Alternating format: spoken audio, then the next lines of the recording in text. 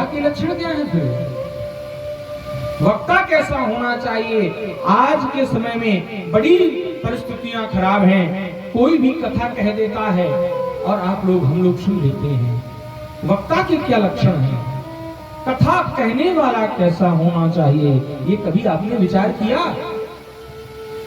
कथाएं निरंतर होती हैं, कथा सदा सर्वदा होती है, लेकिन हमारा आपका कल्याण क्यों नहीं हो रहा है?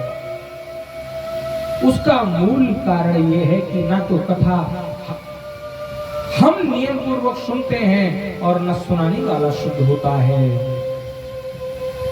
क्योंकि शास्त्र में बताया गया है कि कथा कहने वाला विरक्तो वैष्णवो विप्रो, वेद शास्त्र विशुद्धि कृतो। कथा कहने वाला ब्राह्मण होना चाहिए। एक बात बताइए, हम इस कथा को कह रहे हैं और हम ही इसमें लिखी हुई बातों का पालन न करें तो हमारा उपदेश करना बेकार है, व्यर्थ है। और इस शास्त्र में लिखा है कि वक्ता कैसा हो?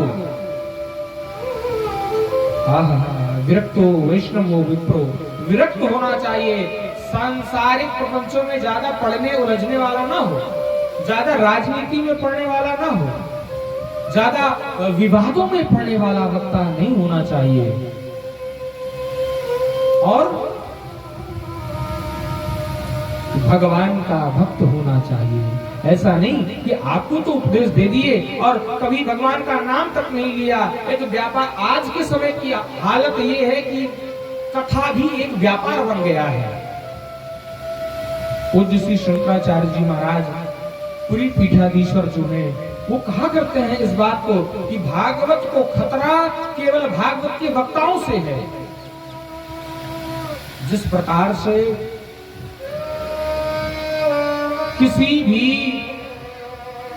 नौकरी को पाने के लिए हमें पेपर देना पड़ता है, योग्यता सिद्ध करनी पड़ती है, भागवत मंच में बैठने के लिए भी एक प्रमाण पत्र की आवश्यकता आज के समय में पड़ रही है।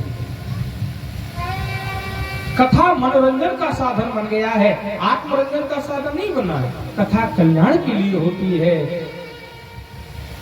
मनोरंजन के लिए नहीं होती है भैया। कथा आप लोग कराते करते हैं तो नियम पूर्वक होना चाहिए, तभी ये कथा कल्याण करेगी। वक्ता के लक्षण बताए गए कि वक्ता वेद शास्त्र को जानने वाला होना चाहिए, पढ़ा लिखा होना चाहिए और उसमें ऐसा सामर्थ्य हो कि अपनी बात अब बढ़ा सके, ऐसा वक्ता होना चाहिए।